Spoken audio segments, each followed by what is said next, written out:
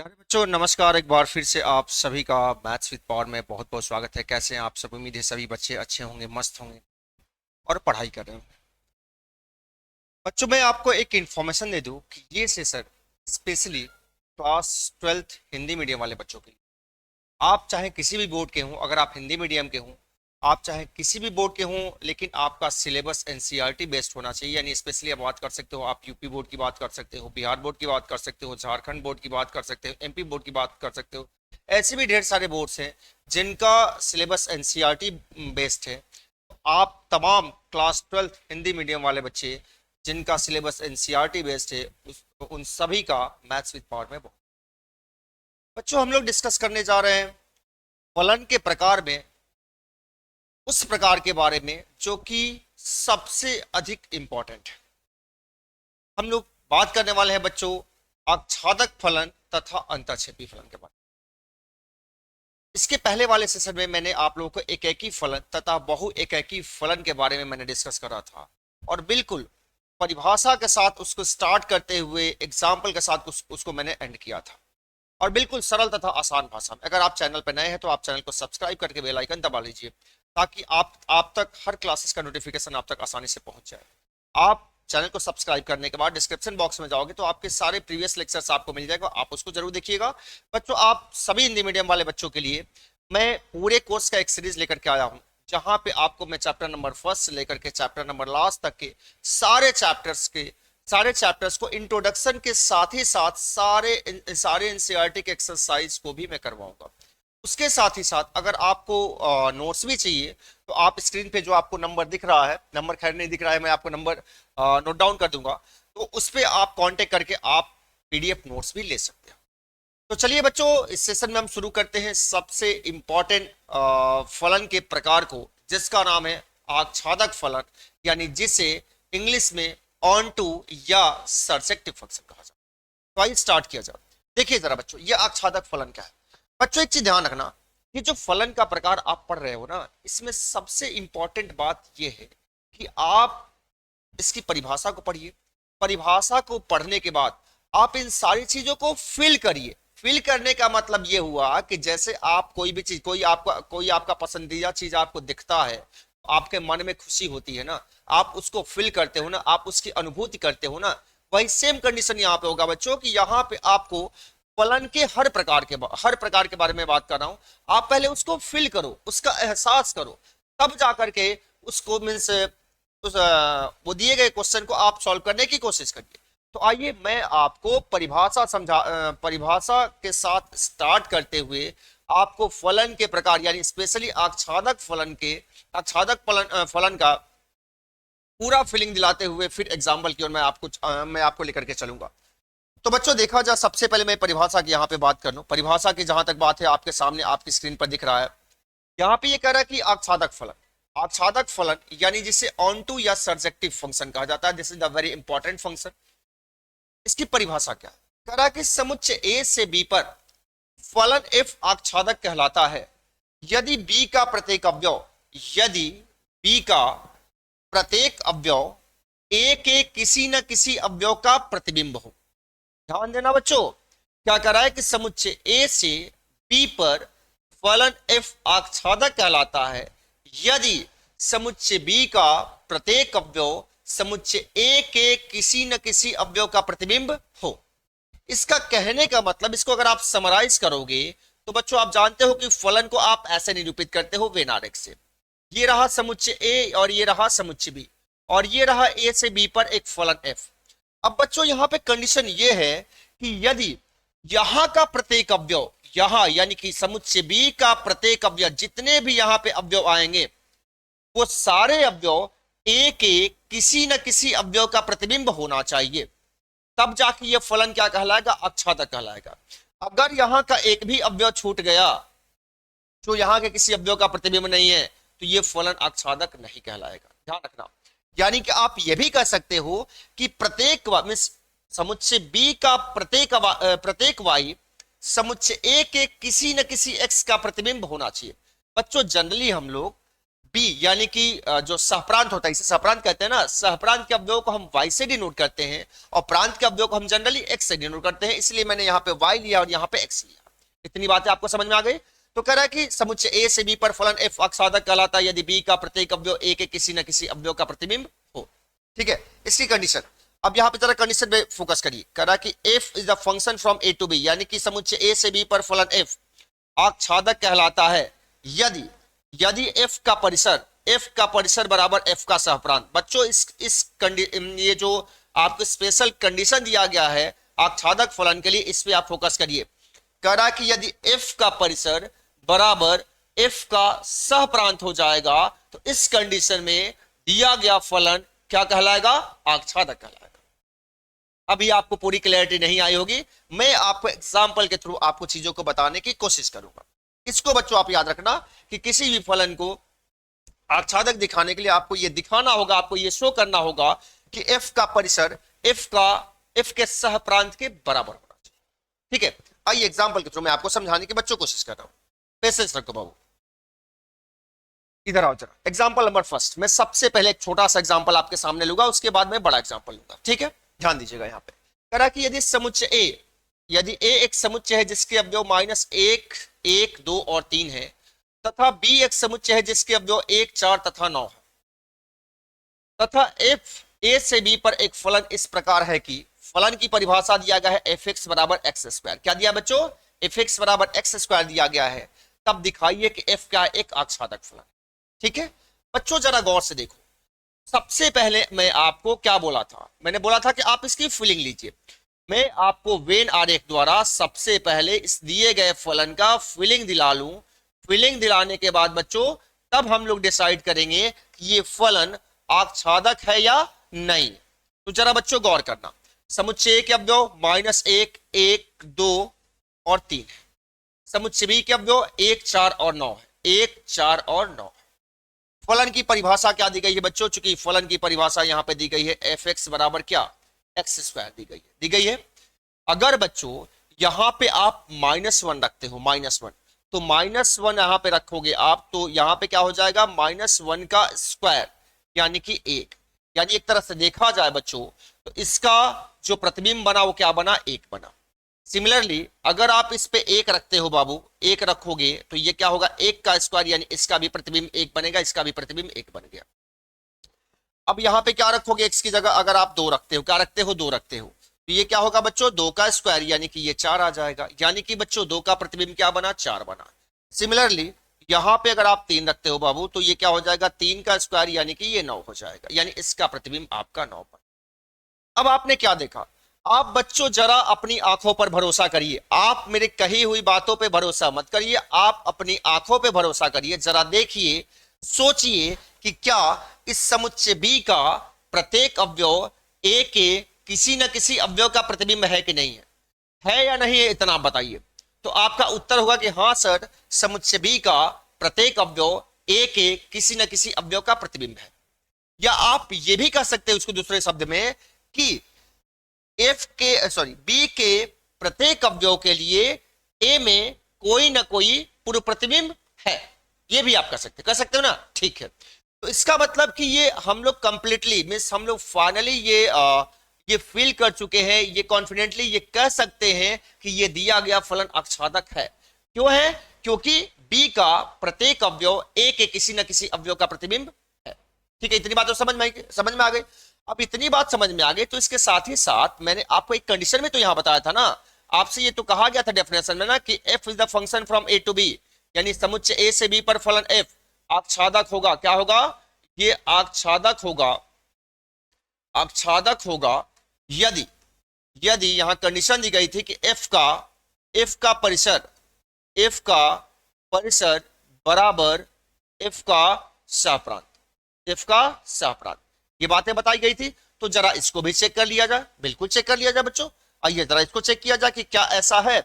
तो बच्चों जो f बना हुआ है, f को अगर आप क्रमित युग्मों के समुच्चय के रूप में लिखोगे तो क्या बनेगा? देखो, -1 का प्रतिबिंब 1, -1 का प्रतिबिंब 1, फिर 1 का प्रतिबिंब भी 1, फिर 2 का प्रतिबिंब 4, फिर 3 का प्रतिबिंब 9।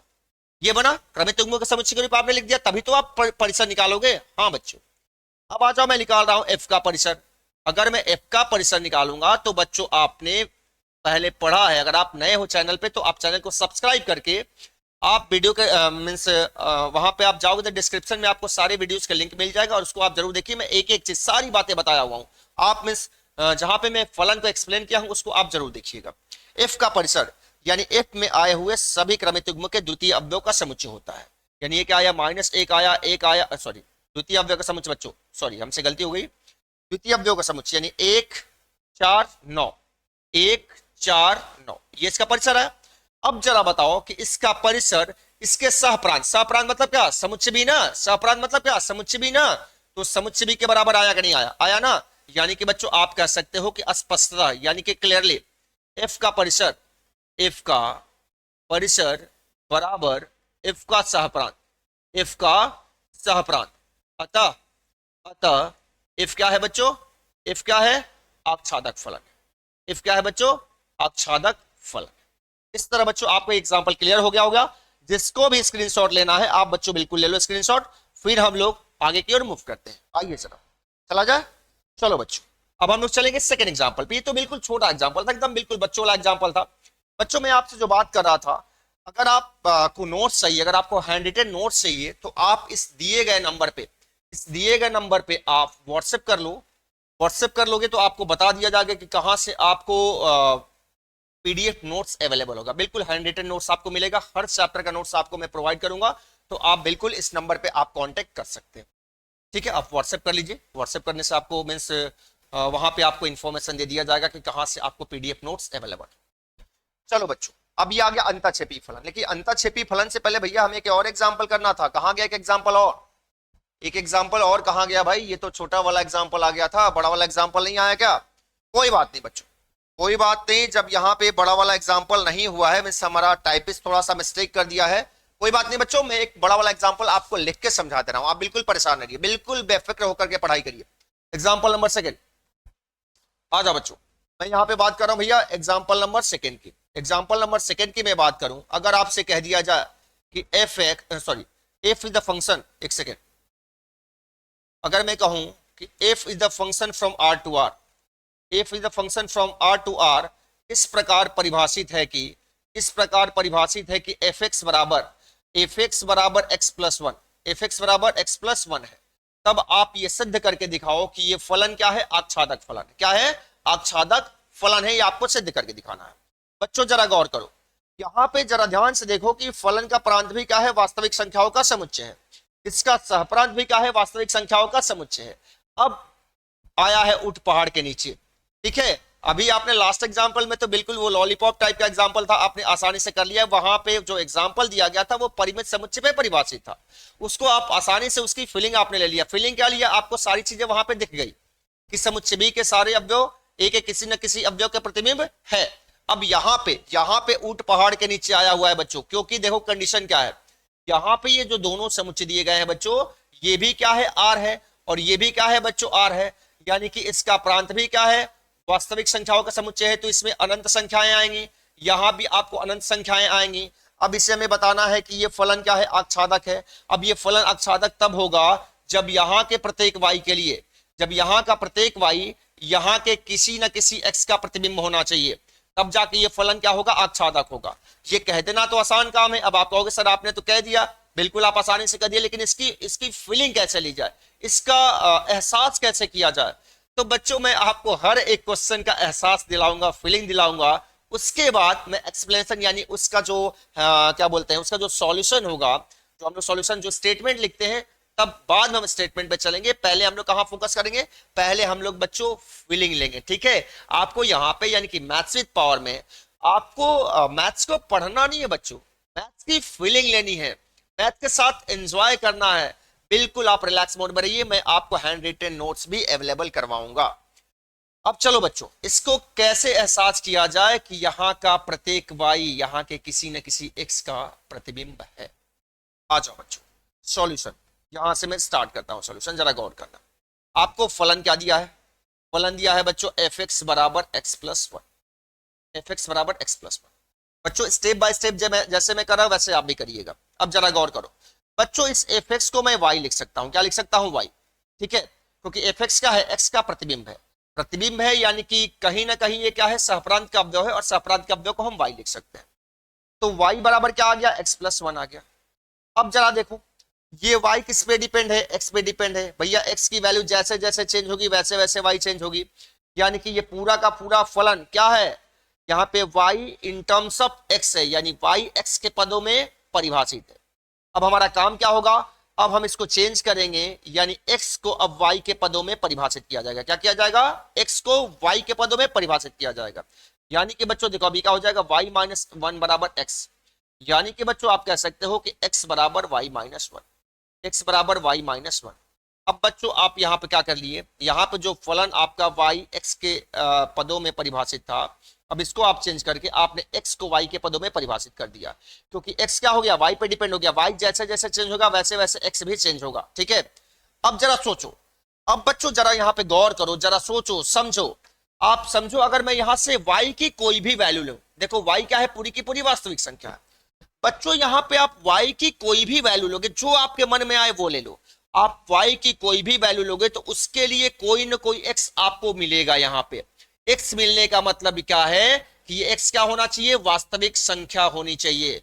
तो बच्चों मेरे कहने का सेंस ये है कि यहाँ पे y का मान, यानी y के लिए y का मान कोई भी वास्तविक संख्या लोगे तो उसके लिए कहीं ना कहीं आपको एक x ऐसा मिलेगा जो क्या होगा, वास्तविक संख्या होगा। ये आपको एहसास हो रहा, आप कोई भी वैल्यू लेके देख लो, आप चाहे परिमेय संख्या ले लो, चाहे y की वैल्यू अपरिमेय संख्या ले लो, चाहे पूर्णांक ले लो, चाहे आप कुछ भी ले लो बच्चों, आपको एक x इसके प्रांत में मिलेगा, ठीक है। तो आप इसको लिखोगे क्या, अब आप यहां पे लिख दो, आप यहां पे बस इसी बात को आप लिख दो बच्चों। कैसे लिखोगे, लिखो कि चूंकि प्रत्येक y belongs to r, r मतलब क्या, r मतलब सहप्रांत। यहां पे y का बिलोंग करने का मतलब y किससे बिलोंग कर रहा है, सहप्रांत से। मैं सहप्रांत क्यों लिख रहा हूं, क्योंकि ये भी r है, प्रांत भी r है, सहप्रांत भी r है, तो मैं यहां पे बात कर रहा हूं सहप्रांत की।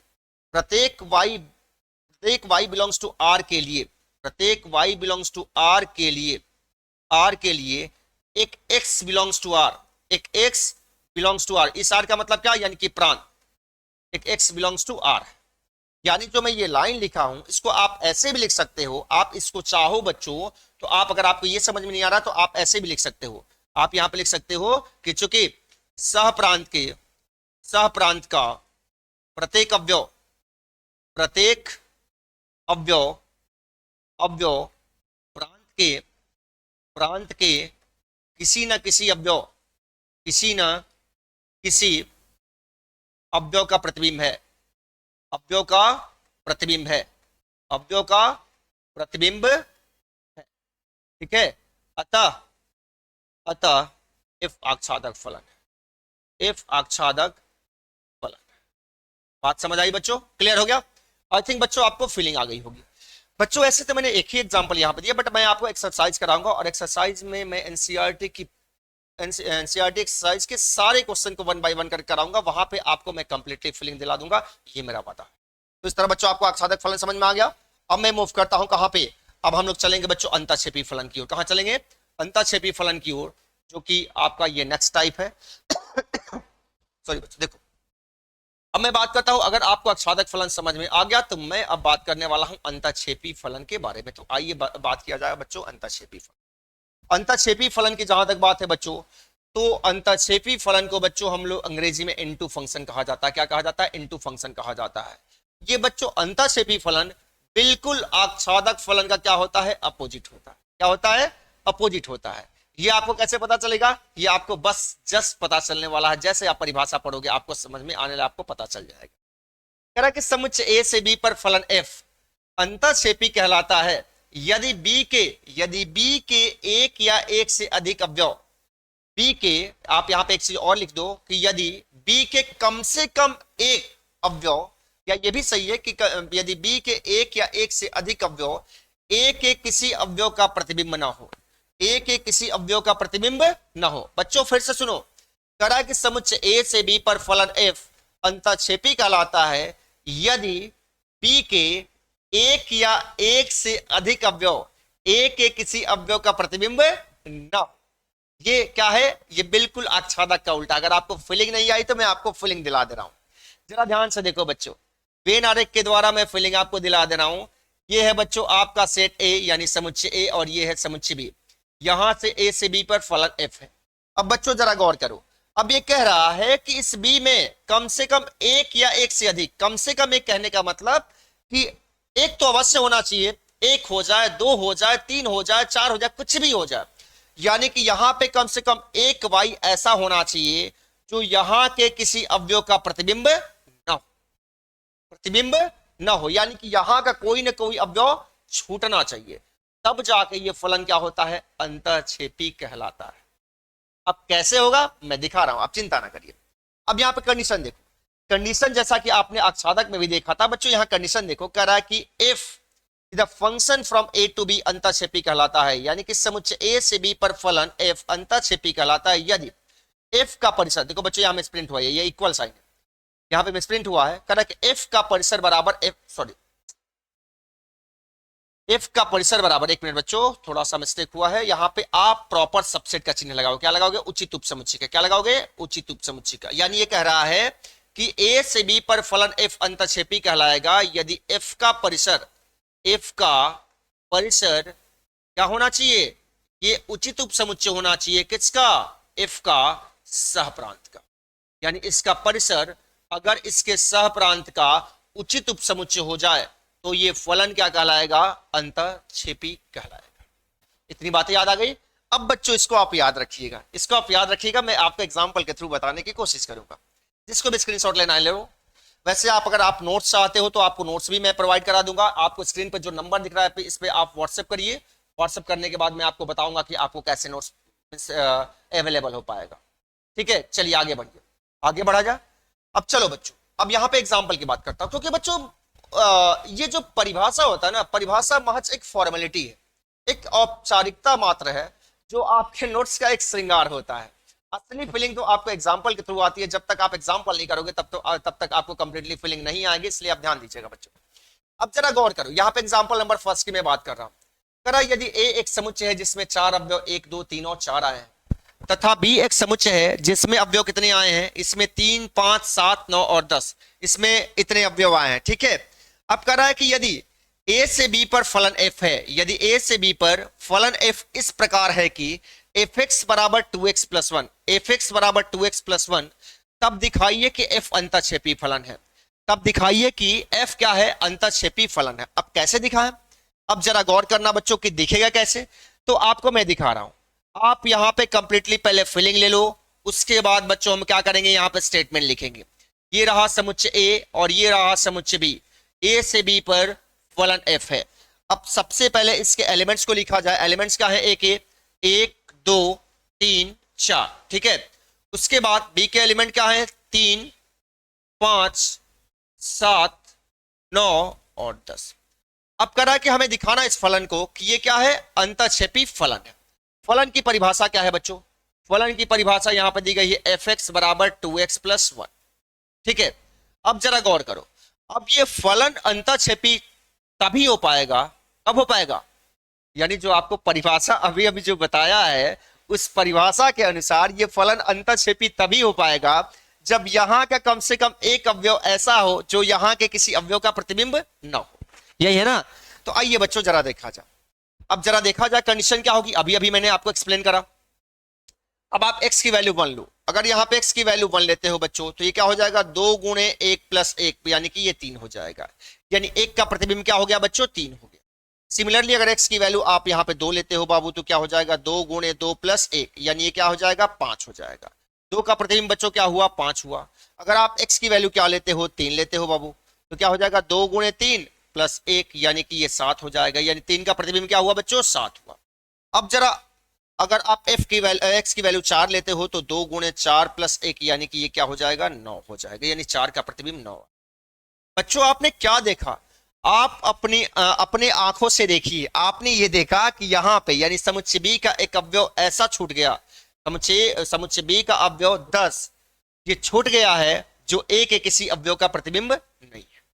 तो ये स्पष्टता, ये क्लियर हो गया कि ये फलन क्या है, अंतःक्षेपी।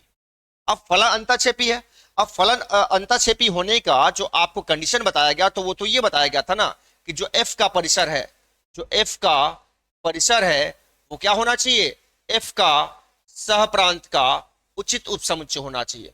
उचित उपसमुच्चय होने का मतलब यह हुआ कि इसके परिसर में इसके सहप्रांत से कम एक अवयव कम आने चाहिए, तब जाके इसी को हम लोग क्या बोलते हैं, उचित उपसमुच्चय। आपने कक्षा 11 का चैप्टर नंबर फर्स्ट में आपने पढ़ा होगा।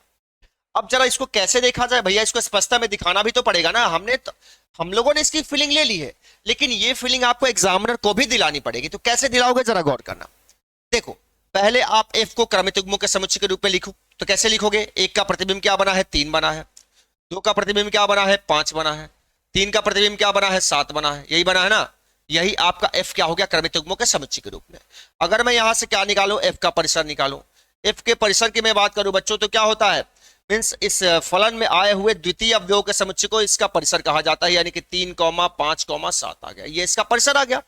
अब मैं सहप्रांत की बात करूं तो सहप्रांत तो ये है ना, सहप्रांत क्या है, ये है बिल्कुल 3, 5, 7, 9 भी है भाई। एक अवयव छूट गया, सॉरी, एक अवयव हमसे छूट गया है, सॉरी बच्चों, इस पे ध्यान देना आप, एक मिनट। 3,7 आया है और 3,7 के साथ साथ 4,9 भी आया है ना, इसको क्यों छोड़ रहे भाई, सॉरी। तो यहाँ पे एक अवयव और आ गया, एक अवयव और आ गया, ठीक है। तब भी आप क्या देख पा रहे हो कि इसका जो परिसर आया हुआ है, इसके परिसर में सहप्रांत से कम अवयव है, ठीक है। सहप्रांत में एक अवयव ज्यादा है। तो आप बच्चों यहाँ पे अस्पष्टता ये कह सकते हो, आप अस्पष्टता कहोगे कि चूंकि एफ का परिसर क्या हुआ, इसके सहप्रांत का उचित उपसमुच्चय हुआ। ये उचित उपसमुच्चय का सिंबल है बच्चों, सहप्रांत का उचित उपसमुच्चय हुआ। अतः एफ क्या है, अंतःक्षेपी फलन है। एफ क्या है, अंतःक्षेपी फलन। इस तरह बच्चों आपको ये चीजें क्लियर हो गई, ठीक है। अब मैं चलता हूं बच्चों एक बड़े एग्जांपल की ओर। ये तो छोटा एग्जांपल था, मैं बड़े एग्जांपल की ओर चलूंगा, आपको लेके चल रहा हूं। आइए जरा देखा जाए बड़ा एग्जांपल।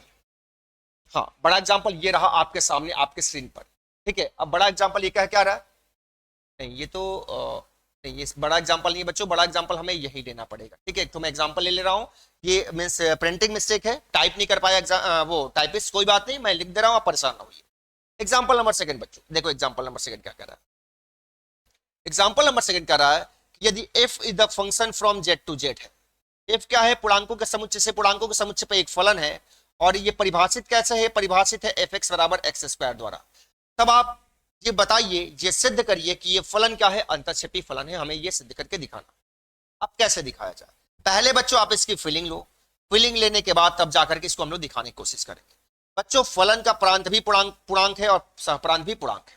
अब बच्चों जरा गौर से देखो, ये क्या हुआ बच्चों, जेड हुआ। ये भी क्या हुआ बच्चों, ये भी जेड हुआ, ठीक है। इससे इस पे फलन क्या है, एफ है। अब बच्चों जेड यानी पूर्णांक के बारे में आप बात करोगे तो आप जानते हो कि पूर्णांक में धनात्मक संख्या ऋणात्मक संख्या सभी आती है। यानी अगर आप जेड की बात करते हो बच्चों, तो ये क्या होगा, डॉट डॉट डॉट -5 -4 -3 सॉरी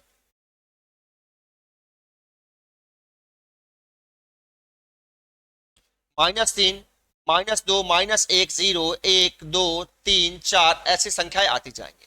अब आप कहोगे सर आप इधर डॉट डॉट क्यों लगाए हैं, बच्चों पूर्णांक में अगर आप इधर बढ़ते जाओगे ना तो सबसे छोटा पूर्णांक आपको नहीं मिलेगा, उसी तरह आपको सबसे बड़ा पूर्णांक भी नहीं मिलेगा, इसलिए मैंने डॉट डॉट लगा दिया हूं, क्योंकि -5 से भी छोटा पूर्णांक होता है और 4 से भी बड़ा पूर्णांक होता है, इसलिए मैंने डॉट डॉट लगाया है। यहां देखो, यहां मैं कुछ ही पूर्णांक को लिख रहा हूं क्योंकि सबको लिखना पॉसिबल नहीं है।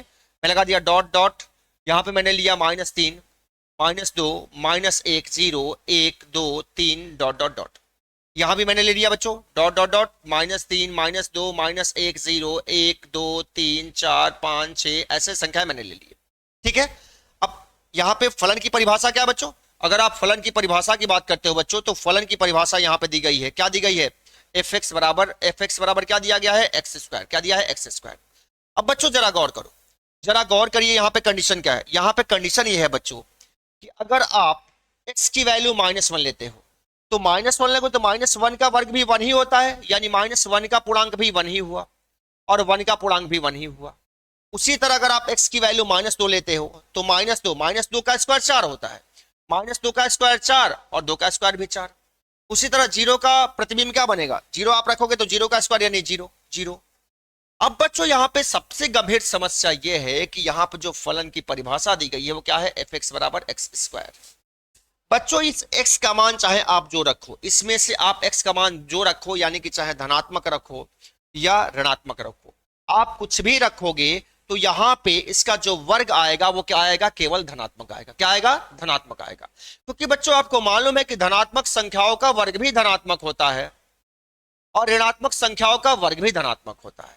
तो अब यहाँ पे कंडीशन ये आई कि आप यहां से चाहे जो संख्याएं लो, जो पूर्णांक लो, उसका वर्ग तो केवल धनात्मक होगा ना, यानी जीरो का वर्ग तो जीरो हो जाएगा, और जीरो को छोड़ करके बाकी सारे पूर्णांक है तो उनका वर्ग क्या होगा, धनात्मक होगा।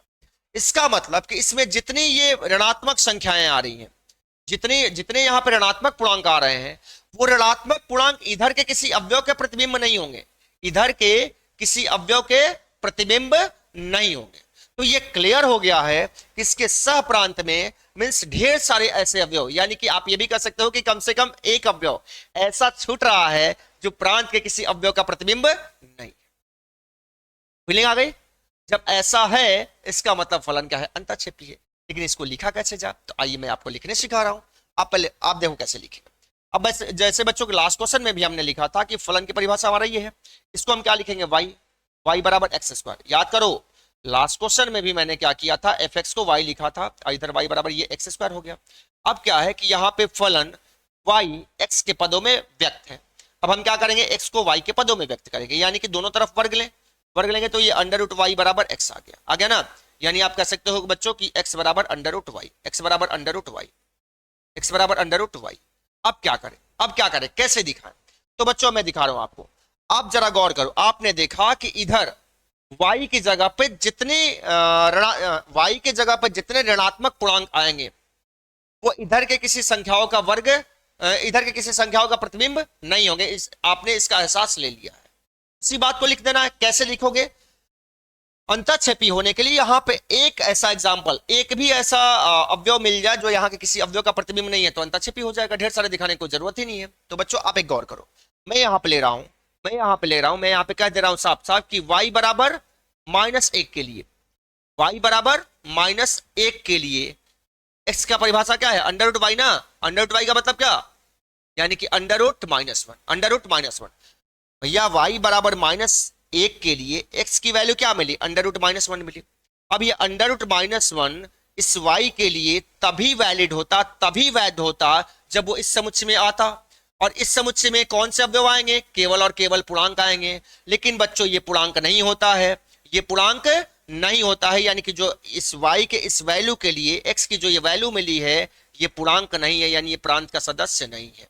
यानी कि आप ये भी कह सकते हो, आप यहां पे ये भी कह सकते हो कि सहप्रांत का एक अवयव, सहप्रांत का एक अवयव, एक अवयव -1 का, -1 के लिए, -1 के लिए इसके प्रांत में, इसके प्रांत में कोई पूर्व प्रतिबिंब नहीं है, कोई पूर्व प्रतिबिंब नहीं है, पूर्व प्रतिबिंब नहीं है। ठीक है, अतः ये क्या है, अंतःक्षेपी फलन है। अतः आप ये कह सकते हो कि f अंतःक्षेपी फलन, अंतःक्षेपी फलन।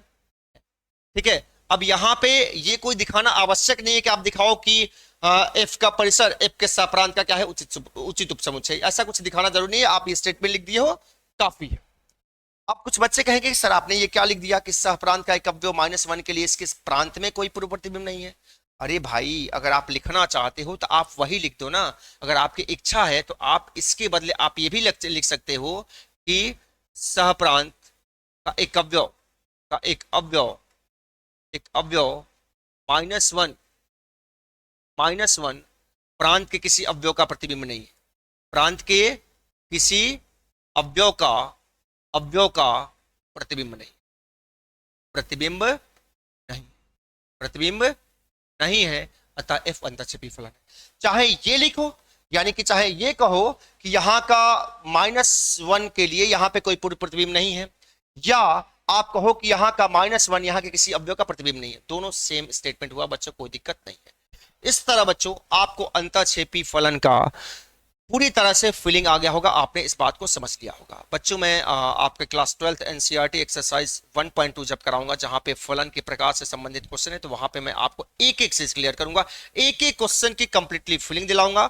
हाँ, अगर आप चैनल पे नए हो तो आप चैनल को सब्सक्राइब करके बेल आइकन को दबा लीजिए, ताकि आपको आपके पूरे कोर्स का वीडियो, उसके साथ ही साथ आपको उसका PDF नोट्स भी आपके तक पहुंच जाए। आप इस नंबर पे कांटेक्ट कर सकते हो। आपको कोई भी नोट्स चाहिए तो आप इस पे आप व्हाट्सएप कर लो, आपको वहां से बता दिया जाएगा कि आपको नोट्स कैसे प्रोवाइड होगा। ठीक है। अब बच्चों फलन के प्रकार में कुछ फलन और भी हैं, कुछ फलन और हैं, जैसे जैसे इसमें फलन आपके हैं एकाकी अक्षादक फलन। क्या है? एकाकी अक्षादक फलन। तो बच्चों जैसा कि आपने एकाकी को पढ़ लिया, पहले मैंने एकाकी को बताया था और मैंने अक्षादक को भी बता दिया। तो कोई भी फलन एकाकी अक्षादक तभी होता है जब वो एकाकी भी हो और अक्षादक भी हो, एकाकी भी और अक्षादक भी हो। अगर आपको किसी प्रश्न को प्रूफ करना हो कि ये फलन एकाकी अक्षादक है तो आपको उसको दोनों चीजें अलग अलग प्रूफ करनी होगी। एक बार आपको इसको प्रूफ करना होगा कि ये एकाकी है, ठीक है, और उसके बाद इसको एकाकी प्रूफ करने के बाद फिर इसको प्रूफ करना होगा कि ये फलन क्या है? आच्छादक है। ठीक है। जब वो फलन एकाकी तथा अक्षादक हो जाएगा तभी जाके वो क्या होगा? एकाकी अक्षादक फलन होगा। अगर वो एकाकी हो गया, अक्षादक नहीं हुआ, तो एकाकी अक्षादक नहीं होगा। एकाकी नहीं हुआ, एकाकी नहीं हुआ, अक्षादक हो गया तभी भी वो एकाकी अक्षादक नहीं होगा। यानी एकाकी अक्षादक होने के लिए उसको एकाकी भी होना चाहिए और अक्षादक भी होना चाहिए। मैं इसको फिर से एक्सप्लेन इसलिए नहीं कर रहा हूं बिकॉज मैं एकाकी को भी बेहतर ढंग से पढ़ा दिया हूं और अक्षादक को भी बेहतर ढंग से पढ़ा दिया हूं, तो उतने से काम आपका चल जाएगा, बढ़िया से चल जाएगा। अब जरा बच्चों एक फलन आपका और आएगा जो लास्ट टाइप है, उसको बोलते हैं बच्चों एकाकी अंतःक्षेपी फलन। क्या बोलते हैं? उसको बोला जाता है एकाकी अंतःक्षेपी फलन। इसको जरा देखिए। अब एकाकी अंतःक्षेपी फलन में वही है कि आपको इसको सिद्ध करना होगा कि ये एकाकी भी है और अंतःक्षेपी भी है। आपको एकाकी के बारे में भी कॉन्सेप्ट मालूम है और अंतःक्षेपी के भी बारे में कॉन्सेप्ट मालूम है, तो आप उसको दोनों में उस दिए गए फलन को अलग अलग क्या करोगे? अलग अलग एक बार एकाकी सिद्ध करोगे और उसके बाद फिर उसको अलग से अंतःक्षेपी सिद्ध करोगे। जब वो फलन एकाकी भी हो जाए और अंतःक्षेपी भी हो जाए तो फाइनली वो क्या होगा? एकाकी अंतःक्षेपी फलन। इस तरह बच्चों आपको मुझे मीन्स इस तरह आपको ये फलन के प्रकार स्पेशली आच्छादक और अंतःक्षेपी फलन आपको अच्छी तरह समझ में आ गया होगा। अब नेक्स्ट क्लास में मैं नेक्स्ट वीडियो के साथ फिर से हाजिर होऊंगा। तब तक के लिए आप सभी बच्चों को बहुत बहुत धन्यवाद।